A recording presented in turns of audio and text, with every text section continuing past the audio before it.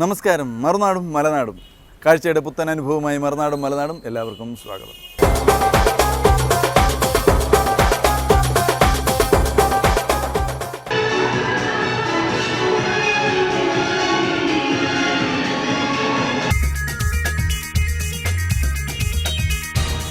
This is a Lexus is a LS460L.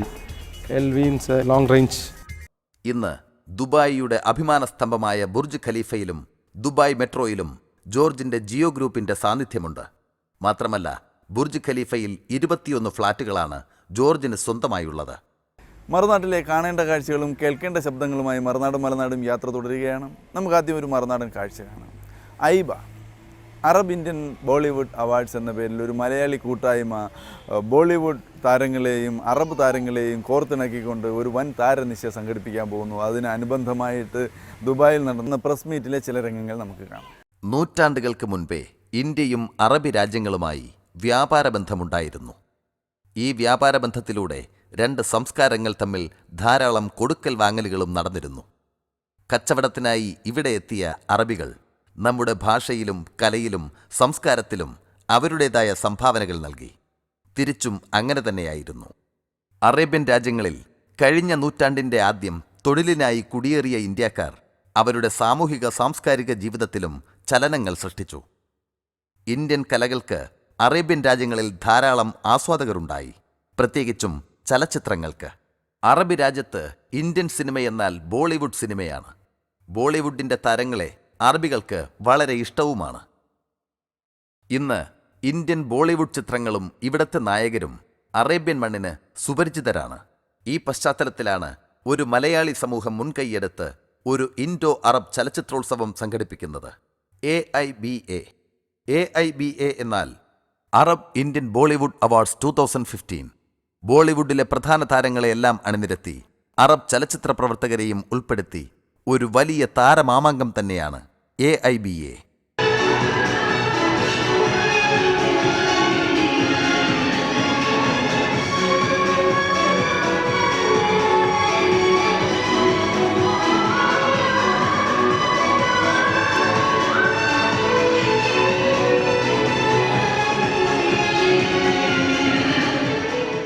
ഈ വർഷം മെയ്യിൽ ദുബായ് നഗരത്തെ പുളകം കൊള്ളിച്ചുകൊണ്ട് ആ വിണ്ണിലെ താരങ്ങൾ എത്തുകയാണ്. അതിൻ്റെ മുന്നോടിയായി ദുബായിയിലെ ക്രൗൺ പ്ലാസ ഹോട്ടലിൽ നടന്ന പ്രസ് മീറ്റിൽ ജൂറി അംഗങ്ങളായ പ്രശസ്ത താരം ജാവേദ് ജാഫ്രി ഉൾപ്പെടെയുള്ളവർ പങ്കെടുക്കുകയുണ്ടായി.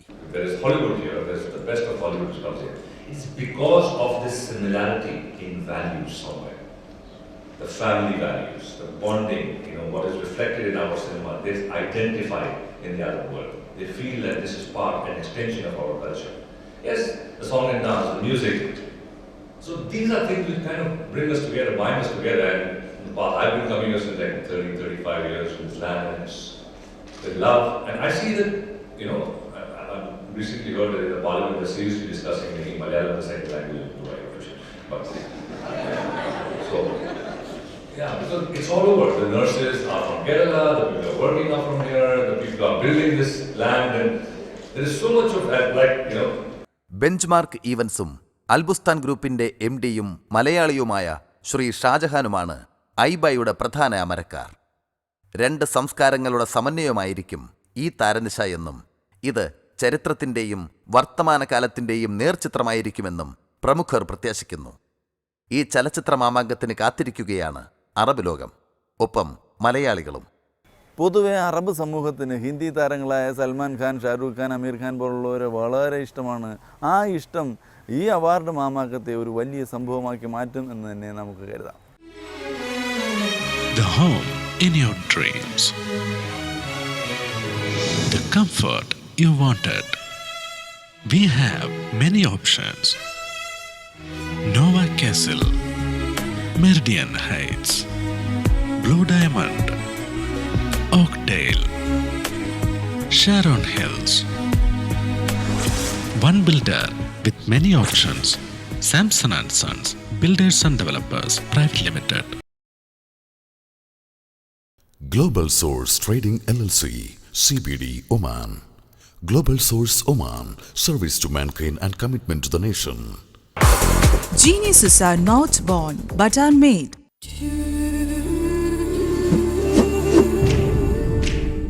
Harmony Music Center near Lama, Ruvi, Wadi Kabir, Oasis Residence, Cobra.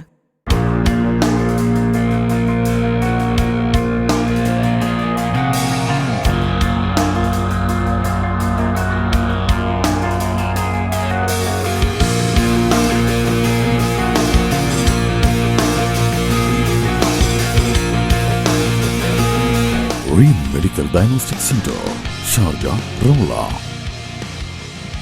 Perfect Health Homeopathic Clinic 25 വർഷത്തെ ഹോമിയോപ്പതിക് ചികിത്സാ രംഗത്തെ പ്രവൃത്തി പരിചയവുമായി doctor CA Rosli. Perfect Health Homeopathic Clinic, opposite Sultan Qaboos mosque, Ruwi, Muscat. ലോകത്തിലെ ഏതുതരം ടയറുകളും ലഭിക്കുന്ന ഒമാനിലെ വിശ്വസ്ത സ്ഥാപനം Al Marwa Modern Enterprises, Arami Souq, Mabela. Al Marwa Modern Enterprises, നാക്കിൽ road, Barka. Al Marwa Modern Enterprises, മുളന്ത. Al Marwa Modern Enterprises, Musannah.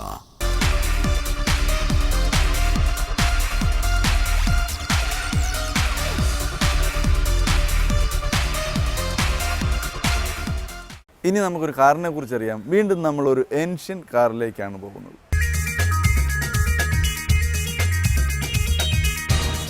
This is a Lexus is a LS460L.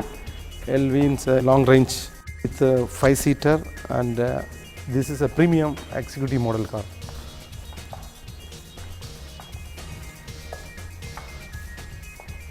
This is selling price is new cost is 450. This our showroom price is 225,000. In the features means it is 4.6 liter engine with high performance. This is premium edition. It's got a leather interior, dashboard. Lexus is less maintenance, it's very demand. See the rear entertainment, a lot of features at rear. See long seat back. The example, see the spacious. See the leg space. See, you can like even sleeping, no problem. And this will be massager seat. When you moving, it will be massage. It's got airbag. See the rear entertainment here, headphone. And a rear navigator, a rear DVD, a rear headset. You can sleep. And see here, see, if you want, you can watch your face here. Top. Too many. This is like a 5.1 hi-fi sound system, home theater. You can enjoy. ഇത് വന്നിട്ട് complete ഇത് wooden steering ആണ്. ഇത് cruise control ഉണ്ട്, അതിന് automatic ട്രക്ഷൻ ഉണ്ട്, DVD navigator. It's been very comfort vehicle, 5 memory seat memory, sunroof. ഇത് premium luxury മോഡലാണ് ഇവിടെ കയ്യിലുള്ള.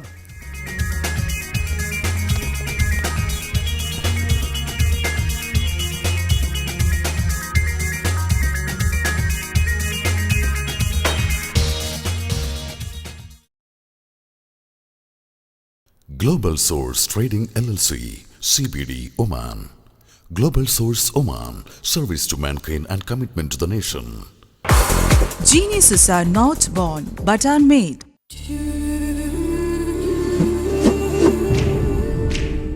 Harmony Music Center near Lama, Ruvi, Wadi Kabir, Oasis Residence, Cobra. Cars available on daily, weekly, monthly and yearly basis. Morning Star Rent-A-Car, Karama. Perfect Health Homeopathic Clinic 25 വർഷത്തെ ഹോമിയോപ്പതിക് ചികിത്സാ രംഗത്തെ പ്രവൃത്തി പരിചയവുമായി doctor CA Rosli. Perfect Health Homeopathic Clinic, opposite Sultan Qaboos mosque, Ruwi, Muscat.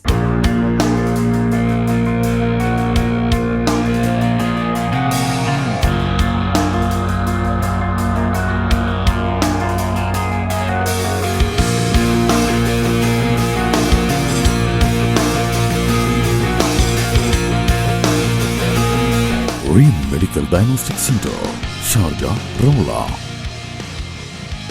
ലോകത്തിലെ ഏതുതരം ടയറുകളും ലഭിക്കുന്ന ഒമാനിലെ വിശ്വസ്ത സ്ഥാപനം Al Marwa Modern Enterprises, Arami Souq, മൊബൈല.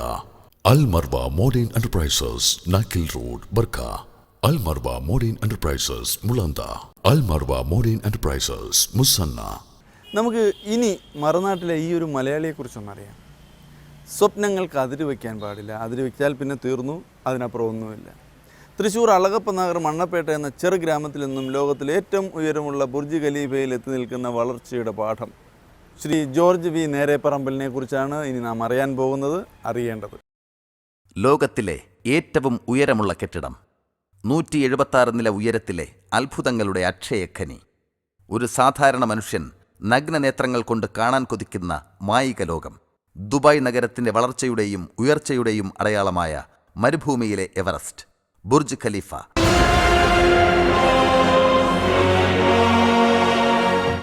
ഈ ബുർജ് ഖലീഫയോളം ഉയരത്തിൽ ചിന്തിക്കുകയും ചിന്തിക്കുന്നിടത്ത് എത്തപ്പെടുകയും ചെയ്തിട്ടുള്ള ഒരു മലയാളിയുണ്ട്. ലോകത്ത് പല രാജ്യങ്ങളിലായി വ്യാപിച്ചു കിടക്കുന്ന ജിയോ ഗ്രൂപ്പ് ഓഫ് കമ്പനീസിൻ്റെ ചെയർമാനും മാനേജിംഗ് ഡയറക്ടറുമായ ശ്രദ്ധേയരായ 100 ഇന്ത്യക്കാരിൽ ഒരാളായി തിരഞ്ഞെടുക്കപ്പെട്ട മലയാളിയായ ജോർജ് ബി നേരെപ്പറമ്പിൽ, നാട്ടുകാരുടെയും കൂട്ടുകാരുടെയും പ്രിയപ്പെട്ട ജോർജേട്ടൻ.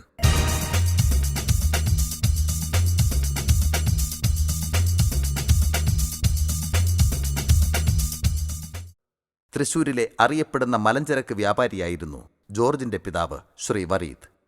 പിതാവിനെ കച്ചവടത്തിൽ സഹായിച്ചുകൊണ്ടാണ് ജോർജ് ബിസിനസ് രംഗത്തേക്ക് കടന്നു വന്നത്. സാമ്പത്തികമായി മോശമല്ലായിരുന്നു കുടുംബം. എന്നാൽ ബിസിനസ്സിൽ തൻ്റേതായ ഒരിടം കണ്ടെത്തണം എന്ന് തീരുമാനിച്ചാണ് ജോർജ് മലനാട്ടിൽ നിന്നും മറുനാട്ടിലെത്തിയത്. ഞങ്ങളുടെ ഫാമിലി ഒരു വലിയ ഫാമിലി ആയിരുന്നു. ഞാൻ 4ാമത്തെ മകനാണ്. എൻ്റെ താഴെ 6 ബ്രദേഴ്സാണ് ഞങ്ങൾ. അപ്പോൾ ഞാൻ ഉദ്ദേശിച്ചു എല്ലാ അനുജന്മാരും വളർന്നു വരാണ്.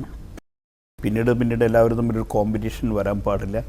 അപ്പോൾ ഞാൻ മൂത്ത മകനാണ്. പ്രായമായിട്ടുള്ള ആൾക്കാരൊക്കെ ഒഴിഞ്ഞൊഴിഞ്ഞ് മാറി കൊടുക്കുന്നതല്ലാണ്. അപ്പോൾ അങ്ങനെ ഒരിക്കലാണ് ഗൾഫിലേക്ക് പോകേണ്ട ഒരു ഓപ്പർച്യൂണിറ്റി വന്നത്. ചൂടുള്ള സ്ഥലം. അപ്പോൾ ഞാൻ എയർ കണ്ടീഷനെ കുറിച്ച് പഠിക്കാനായിട്ട് ഞാൻ അവിടെ ചെന്നിട്ട് നാളികേരം, കുരുമുളക്, കശുരണ്ടി അങ്ങനെയുള്ള മലഞ്ചരക്ക് കച്ചവടമായിരുന്നു. ഇവിടുത്തെ മലഞ്ചരക്ക് കച്ചവടമാണ് എയർ കണ്ടീഷൻ. ഞാൻ അതിനെക്കുറിച്ച് പഠിച്ചു. ഇവിടെ ഒന്ന് തുടങ്ങി. അക്കാലം ദുബായിയുടെയും വളർച്ചയുടെ ആദ്യ ഘട്ടമായിരുന്നു. ഈ മണലാരണ്യത്തിൽ ചൂടിൻ്റെ തീവ്രത കണ്ടറിഞ്ഞ ദീർഘദർശിയായ George air condition spare parts trading രംഗത്തേക്ക് കടന്നു. അത് ഒരു നല്ല തുടക്കമായിരുന്നു. ഇവിടെ എനിക്ക് ഒരുപാട് പ്രൊജക്റ്റുകളുണ്ട്. ഞാൻ എയർ കണ്ടീഷനാണ് എൻ്റെ പ്രൊഫഷൻ. അതിൽ സ്കൈ ഈസ് ദ ലിമിറ്റ്. ചൂട് കണ്ടാൽ വെയിൽ ഉദിച്ചു കഴിഞ്ഞാൽ ഇപ്പോൾ എനിക്ക് ബിസിനസ് ഉണ്ട്. ദൈവം സഹായിച്ച് ദോഷമൊന്നുമില്ല. അതിനെ കോമ്പറ്റ് ചെയ്യാനായിട്ട് എനിക്കറിയാം. ഇപ്പോൾ ഞാനിവിടെ തന്നെ ഓൾ GCC കൺട്രീസിൽ ബിസിനസ് ചെയ്യുന്നുണ്ട്. അതുപോലെ തന്നെ ഔട്ട് ഓഫ് GCC കൺട്രി ഒരുപാട് രാജ്യങ്ങൾ ഞാൻ യാത്ര ചെയ്തിട്ടുള്ളതാണ്. അവിടെ എല്ലാം ബിസിനസ് ചെയ്യുന്നു. ചൈന, അമേരിക്ക, തായ്ലൻഡ്, നെതർലൻഡ്, എല്ലാ ഭാഗത്തും യൂറോപ്പിലെ ഒരുവിധം സ്ഥലങ്ങളിലെല്ലാം ഞാൻ കറങ്ങിയിട്ടുള്ളത്.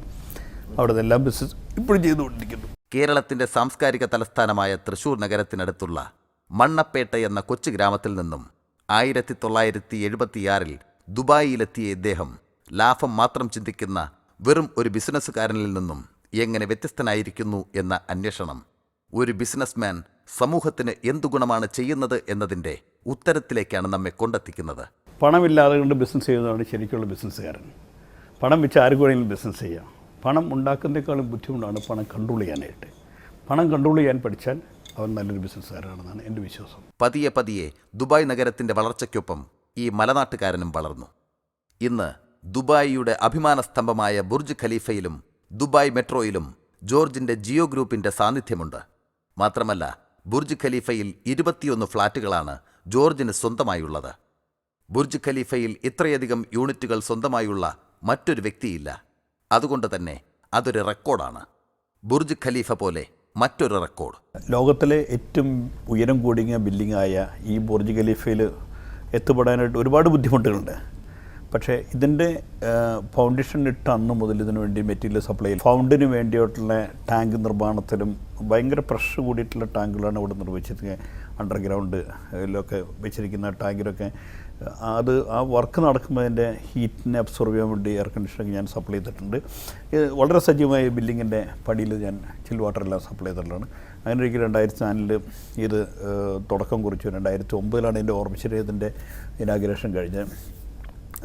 ആ സമയത്ത് എനിക്ക് വേണ്ടപ്പെട്ട ഒരാൾ പറഞ്ഞു, ഈ സ്ഥാപനത്തിൽ നിന്ന് എത്തിപ്പെടാൻ സാധിക്കുമോ ജോർജിന് ചോദിച്ചു. ഞാൻ പറഞ്ഞു, എൻ്റെ നിഘണ്ടുള്ളിൽ nothing impossible. Mister Paul, MD പോളാണത് പറഞ്ഞത്. അപ്പോൾ അന്ന് വൈകിട്ട് തന്നെ, ഇതൊരു വെള്ളിയാഴ്ചയായിരുന്നു, അന്ന് വൈകിട്ട് തന്നെ മിസ്റ്റർ പോൾ തന്നെ പറയായിരുന്നു, ഇവിടെ വാടകയ്ക്ക് ഒരെണ്ണം കിട്ടാണ്ട് ജോർജ് എന്ന് ചോദിച്ചു. ഞാൻ പറഞ്ഞു, ഇമ്മീഡിയറ്റ്ലി ഒന്ന് എഗ്രിമെൻ്റ് എഴുതി അത് ഞാൻ കയ്യിലാക്കി അവിടെ താമസമാക്കി. ഞാൻ അതിനെക്കുറിച്ച് സ്റ്റഡി ചെയ്തു. പിന്നെ ഐ സ്റ്റാർട്ട് ടു പർച്ചേസ് ഓരോന്നായിട്ട് പർച്ചേസ് ചെയ്തു. ഇന്ന് എനിക്ക് 21 അപ്പാർട്ട്മെൻ്റ് ഉണ്ട് ഇതിനകത്ത്. എയർ കണ്ടീഷൻ മുതൽ എയർപോർട്ട് നിർമ്മാണത്തിൽ വരെ ഇദ്ദേഹം പങ്കാളിയാണ്. കൊച്ചിൻ ഇന്റർനാഷണൽ എയർപോർട്ട് സാധ്യമായതിൽ ഈ മനുഷ്യന്റെ പങ്ക് ചെറുതല്ല. വിമാനത്താവളത്തിന്റെ നിർമ്മാണത്തിന്റെ ആദ്യഘട്ടത്തിൽ സർക്കാരിനേക്കാൾ കൂടുതൽ ഷെയർ ഉണ്ടായിരുന്നത് ജോർജിനാണ്. അന്ന് അതൊരു ശരിയായ തീരുമാനമായിരുന്നുവെന്ന് അദ്ദേഹം ഓർക്കുന്നു. Sankaranarayan minister of finance social അദ്ദേഹമാണ് നമുക്ക് എയർപോർട്ടിന് വേണ്ടി പൈസ തന്നത്. അതിനുശേഷമാണ് ഹഡ്കോ പൈസ തന്നു, എല്ലാം കൊണ്ട് ഉയർന്നു വന്നു. പക്ഷേ ആ ഒരു ഇനിഷ്യൽ സ്റ്റേജിൽ ഞാൻ അത്ര റിസ്ക് എടുത്തില്ലായിരുന്നുവെങ്കിൽ ഈ പ്രൊജക്റ്റ് ഒരിക്കലും എത്തില്ലായിരുന്നു. In right time right decision. ഇന്ന് അദ്ദേഹം സിയാലിന്റെ ഡയറക്ടർ മാത്രമല്ല, എറണാകുളത്തെ ലേക്ക് ഷോർ ഹോസ്പിറ്റലിന്റെയും തൃശൂർ രാഗം തിയേറ്ററിന്റെയും തലപ്പത്തുണ്ട്. എൻ്റെ ഒരു വഴിത്തിരിവായിരുന്നു 89 എയർ ഷോട് പങ്കെടുത്തിട്ട് ഞാനതിൽ കോൺട്രാക്ടറായിരുന്നു. 10 കൊല്ലത്തെ കോൺട്രാക്റ്റ് എനിക്ക് ചെയ്യാൻ സാധിച്ചു. 2000 അവസാനിച്ചത്. അങ്ങനെ അത് ഇവിടുന്ന് കിട്ടിയ എല്ലാ കാശും കൂടിയിട്ട് എയർപോർട്ടിലേക്ക് കാശ് ഇടാനായിട്ട് സാധിച്ചത്. പിന്നെ അതിന് തുറന്ന് ലേക്ക് ഷോർ ഹോസ്പിറ്റലിൻ്റെ ഭാഗമൊക്കെ ആവാൻ സാധിച്ചു. പിന്നെ നിരവധി പ്രൊജക്റ്റുകൾ, IT പ്രൊജക്റ്റ്, ഞാൻ ഡിഫറെൻറ്റ് ബിസിനസ് ചെയ്യുന്ന ആളാണ്. ഒരു ബിസിനസ്സിൽ എയർ കണ്ടീഷണറിൻ്റെ തുടക്കം മലഞ്ചരക്ക് കച്ചവടത്തിൽ തുടങ്ങി, എയർ കണ്ടീഷണറിൽ ഇവിടെ ഒന്ന് തുടങ്ങി, അത് കഴിഞ്ഞത് IT-ലേക്ക് മാറി. ബുർജ് ഖലീഫയുടെ ഉന്നതിയിൽ നിൽക്കുമ്പോഴും നാട് നൽകിയ നേരും നെറിയും നന്മയും കാത്തുസൂക്ഷിക്കാൻ ഈ ചെറിയ മനുഷ്യന് കഴിയുന്നത് മലയാള നാടിനെ അത്രയധികം അദ്ദേഹം ഇഷ്ടപ്പെടുന്നതുകൊണ്ടാണ്. അദ്ദേഹത്തിൻ്റെ മൊബൈൽ റിംഗ് ടോണും അത് സാക്ഷ്യപ്പെടുത്തുന്നു.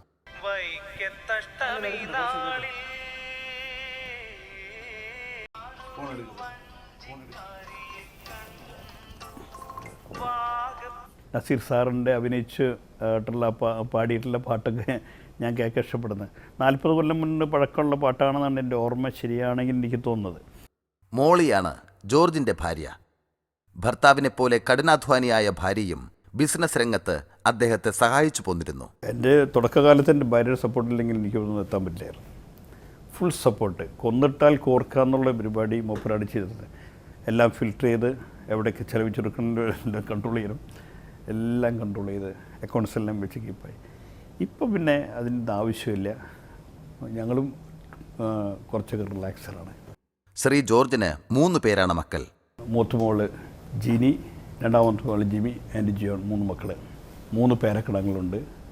എൻ്റെ സണ്ണിൻ്റെ എയർക്രാഫ്റ്റ് എഞ്ചിനീയറായിട്ട് കൊച്ചിൻ എയർപോർട്ടിൽ വർക്ക് ചെയ്യുന്നു. തൻ്റെ ഒരുപാട് സ്വപ്നങ്ങൾ സാക്ഷാത്കരിച്ച ജോർജിന് തൻ്റെ സ്വന്തം മലയാള നാടിനെക്കുറിച്ച് ഒരു സ്വപ്നമുണ്ട്. എനിക്ക് വലിയൊരു പ്രൊജക്റ്റ് നാട്ടിൽ കൊണ്ടുവരുന്ന ആഗ്രഹമുണ്ട്. ആ പ്രൊജക്റ്റ് വന്നു കഴിഞ്ഞാൽ നെക്സ്റ്റ് 50 കൊല്ലത്തിൽ വന്നില്ല എങ്കിൽ നമ്മുടെ നാട്ടിൽ വെള്ളം കിട്ടില്ല, ശുദ്ധവായു കിട്ടില്ല, ആഹാരം കിട്ടില്ല.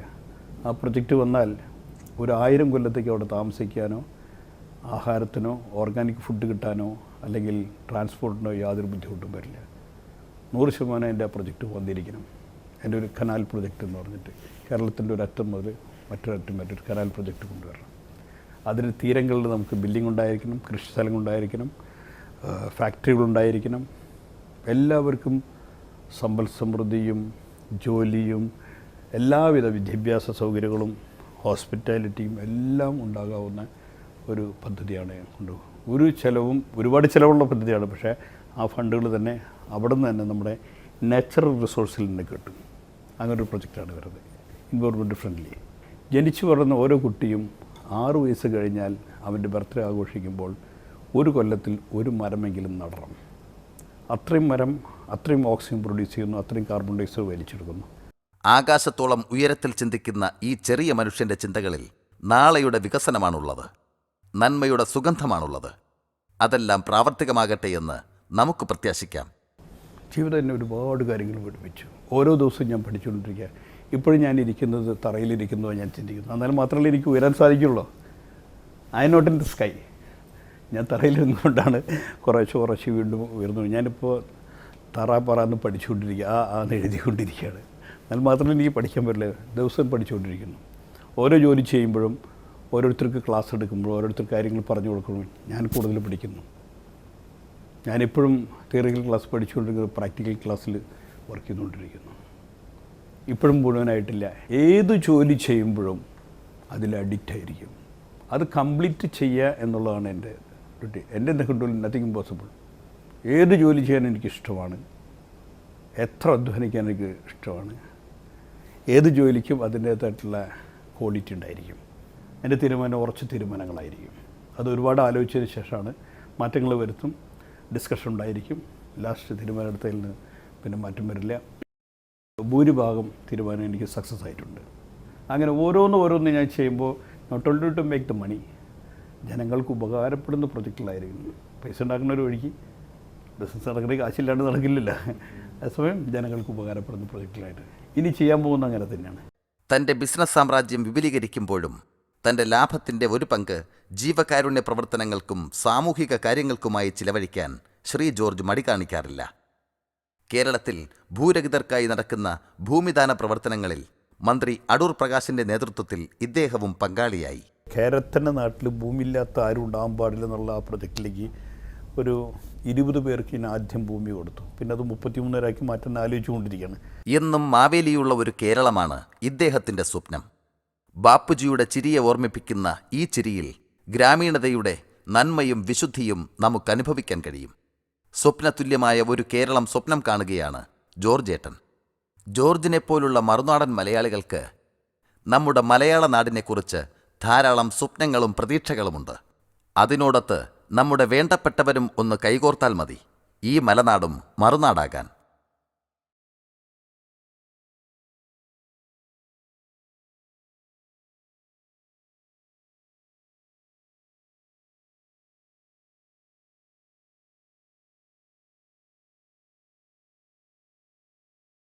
കുറുക്കുവഴികളില്ലാത്ത വിജയം. ആ വിജയം സമ്പാദിച്ചത് ബുർജ് ഖലീഫ എന്ന വമ്പൻ കെട്ടിടത്തിലെ 21 അപ്പാർട്ട്മെൻറ്റുകൾ. അത്രയും നേട്ടം കൈവരിച്ച ഒരേ ഒരാൾ അത് ഇന്ത്യക്കാരനാണ്, മലയാളിയാണ്. നമുക്ക് അഭിമാനിക്കാം. മറുനാടും മലനാടും കാഴ്ചകളും കൗതുകങ്ങളും അറിവുകളുമായി യാത്ര തുടർന്നുകൊണ്ടേയിരിക്കും. ഇന്ന് തൽക്കാലം വിടാം. നമുക്ക് അടുത്ത ആഴ്ച കാണാം. ശുഭരാത്രി.